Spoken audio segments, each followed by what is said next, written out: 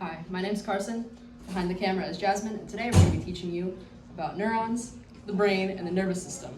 Hi, I'm Jazmin. Do you ever wonder how the heck your brain works? How it communicates with your body, how it functions? Well, I got the answer. Neurons, nervous cells. That's how it works. And just to get a better understanding, we have to understand the function and the structure.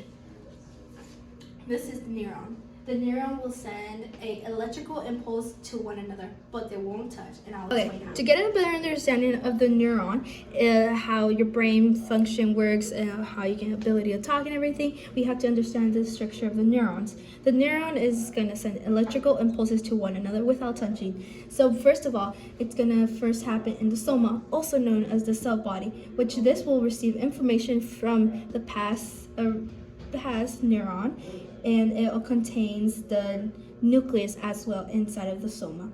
Now moving on from the soma, the nucleus. The nucleus contains genetic information, which this is what receives the electrical impulse, which then will travel to the axon. And that's what we're on right now, the axon. So the electrical impulse will run through here, and we'll explain how it runs through. The axon is just a way for the electrical impulse to travel from one side to the other side.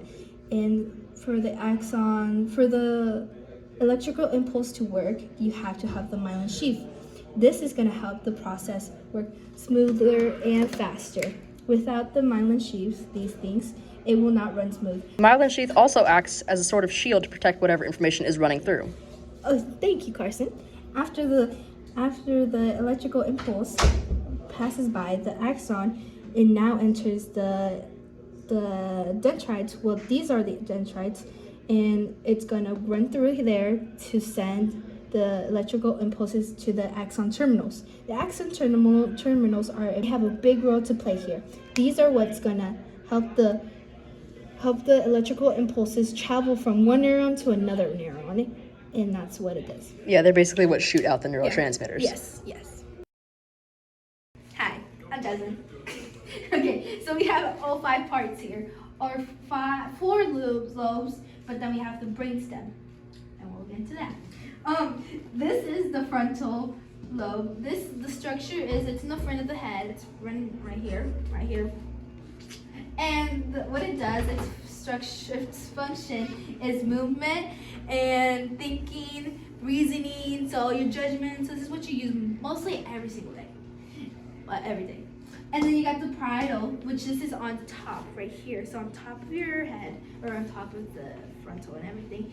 So this is like your senses, so your 5 senses. So this is like your memory of those. So it's your taste, smell, all those things. Yep, I shouldn't say that. And then you got the temporal, which this is on your side of the head right here. And this, how you can remember it, is because it's next to your ear, and this temporal lobe deals with hearing and all that. So if it's damaged, if this area of your brain's ever damaged, you'll have trouble with hearing.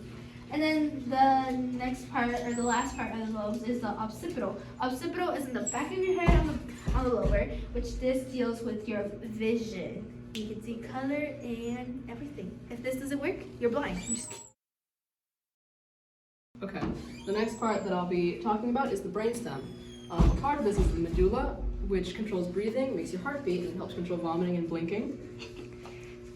Then you have the reticular formation, which wakes you up, and then you have the pons, which puts you to sleep and controls sleep in general. And then you have the cerebellum, which processes sensory info, like standing. And then you have the thalamus, which also processes sensory info, but sends the sensory signals to the correct parts of the brain. The next thing we're going over is the nervous systems of the body. Here we have the central nervous system, which is essentially the captain of the body, which makes all the decisions. And then we have the peripheral nervous system, which connects to the autonomic and the somatic nervous systems. The peripheral nervous system controls the sensory motor neurons. It connects the PNS connects to the central nervous system. And it gathers info from the senses and transmits messages from this to the rest of the body. The autonomic nervous system operates automatically. It controls the glands and muscles of internal organs, for example, your heart. The somatic nervous system controls the body's skeletal muscles. From that, it takes in the sensory input from sound, smell, taste, and touch, and then it controls the motor output, having your skeletal muscles contract in response to that. The next nervous systems are the sympathetic nervous system, which isn't on here, and the parasympathetic nervous system. The sympathetic nervous system arouses the body, mobilizing its energy into going into either a fight, flight, or freeze, accelerates your heartbeat and raises your blood pressure.